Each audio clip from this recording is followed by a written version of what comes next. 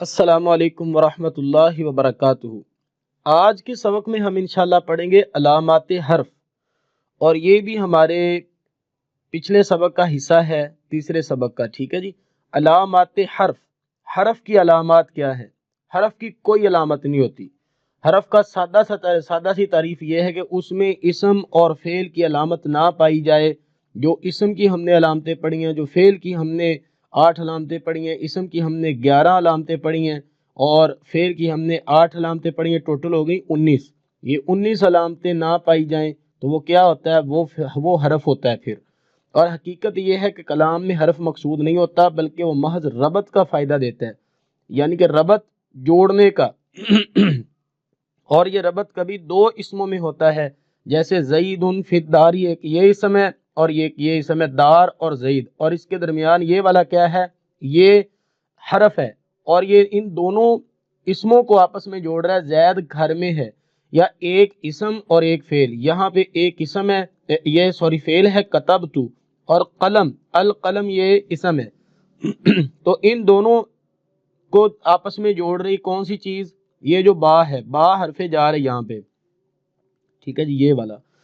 تو وہ کہتا ہے کہ یہ ربط کبھی 2 اسموں میں ہوتا ہے، جیسے زید فی الداری، درمیان میں فی آ گیا اور زید بھی اسم ہے، دار بھی اسم ہے، اور یا ایک اسم اور ایک فعل میں، جیسے کتبتو یہ فعل ہے اور القلم یہ اسم ہے، اور فعل اور اسم میں ربط پیدا کرنے کے لیے یہ با لگائی گئی ہے کہ میں نے لکھا قلم کے ساتھ۔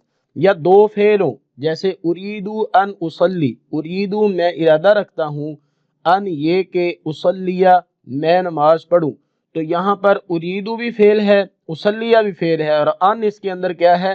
یہ حرف ہے۔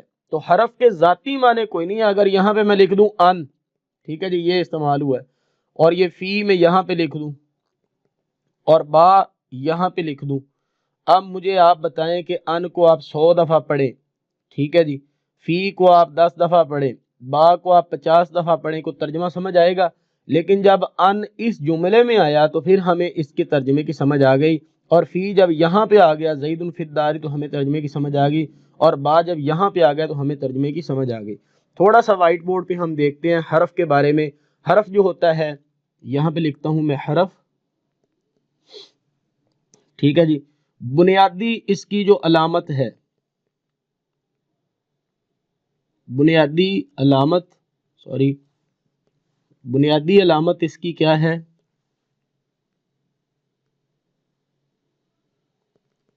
اسم اور فعل کی علامت نہ ہو اس میں، یہ اس کی بنیادی علامت ہے۔ ٹھیک ہے جی، نہ تو اس میں اسم کی کوئی مخصوص علامت ہو، جیسے تنوین، جر، اور اسی طرح الف لام، اور نہ ہی فعل کی علامتیں ہوں، جیسے قد، سین، سوفا، تائے تنیس۔ حرف کا اپنا مستقل معنی نہیں ہوتا۔ اگلا پوائنٹ کیا ہے؟ اس کا معنی نہیں ہوتا، ہوتا ہے لیکن مستقل نہیں ہوتا۔ ٹھیک ہے جی، اور آگے یہ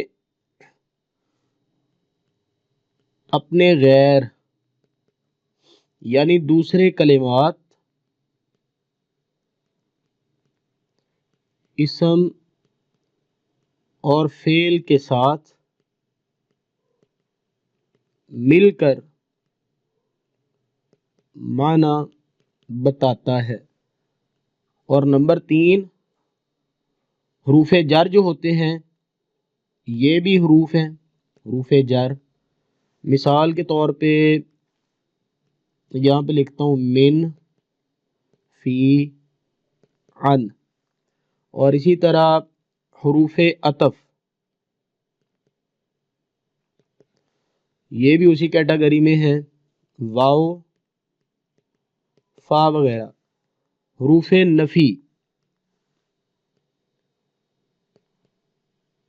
نفی جیسے لا اور لم۔ تو یہ جتنی بھی قسم کے حروف ہیں ان کی یہی 2 فنکشنلٹی ہوتی ہے، یہ ان کا اپنا معنی مستقل نہیں ہوتا، اور اپنے غیر یعنی دوسرے کلمات، اسم ہو یا فعل ہو، ان کے ساتھ مل کر معنی بتاتے ہیں، اور اس کی بنیادی علامت یہ ہے کہ اسم اور فعل کی علامت اس میں نہیں ہوتی۔ مختصراً جو اسم نہ ہو نہ ہی فعل ہو وہ حرف ہے، نہ وہ اسم ہو نہ وہ فعل ہو تو وہ کیا ہوگا؟ جملے میں لکھا ہوا، آیت کریمہ میں لکھا ہوا وہ حرف ہوگا۔ اب امید ہے انشاءاللہ آپ کو بات سمجھ آ گئی ہوگی۔ ملتے ہیں انشاءاللہ نیکسٹ لیسن میں، اپنا خیال رکھیے گا۔ السلام علیکم ورحمۃ اللہ وبرکاتہ۔